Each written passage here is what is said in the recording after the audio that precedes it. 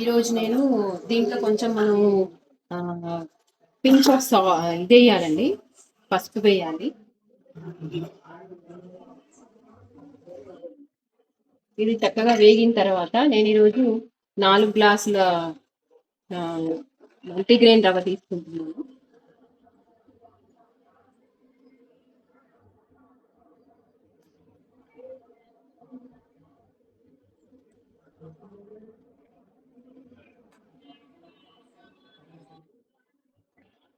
దీన్ని కొంచెం చక్కగా వేయించుకోవాలి. ఇది వేగేంత వరకు దానికి మనం వాటర్ తీసుకోవాలి.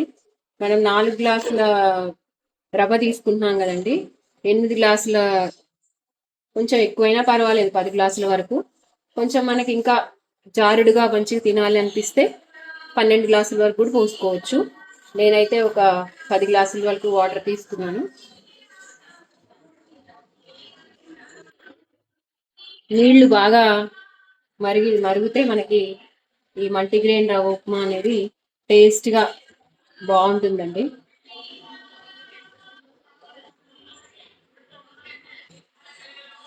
ఇది రవ్వ వేగినట్టే ఉందండి, వేగింది. మనం దీంట్లో ఈ కాచుకున్న నీళ్ళని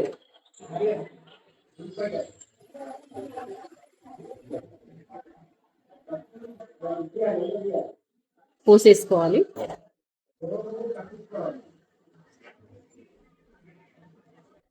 ఇంతకుముందు మనకి ఉల్లిపాయ వేగడానికి మాత్రమే మనం ఉప్పు వేసుకున్నాము, కాబట్టి ఇంకా కొద్దిగా కొంచెం సాల్ట్ పడుతుంది. మనం కావాలంటే టేస్ట్ చూసి కూడా రుచికి తగ్గట్టుగా కూడా ఉప్పు వేసుకోవచ్చు.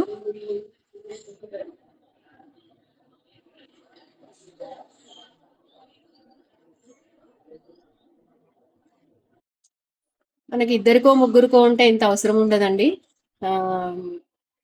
మాకు ఈరోజు మా అమ్మాయి, పిల్లలు, మా అల్లుడు గారు అందరు వచ్చారు కాబట్టి మొత్తం ఒక 10 మంది వరకు ఉన్నాం కాబట్టి ఎక్కువ చేశాను ఈరోజు నేను. దీంట్లో మనం కొత్తిమీర కూడా వేసుకోవచ్చు.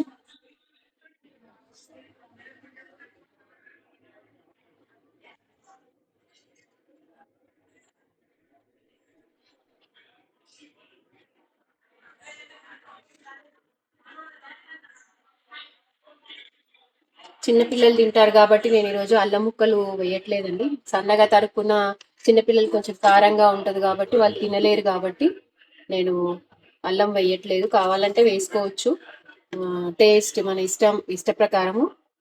టొమాటో వేసుకోవచ్చు, వెజిటేబుల్స్ చాలా హెల్తీ, ఆరోగ్యానికి కూడా మంచిదండి. ఇంకా మనం సిమ్లో పెట్టుకుని అది ఉడికేంత వరకు మనం క్లోజ్ చేసేసుకోవాలి, మంచిగా కుక్ అవుతుందండి.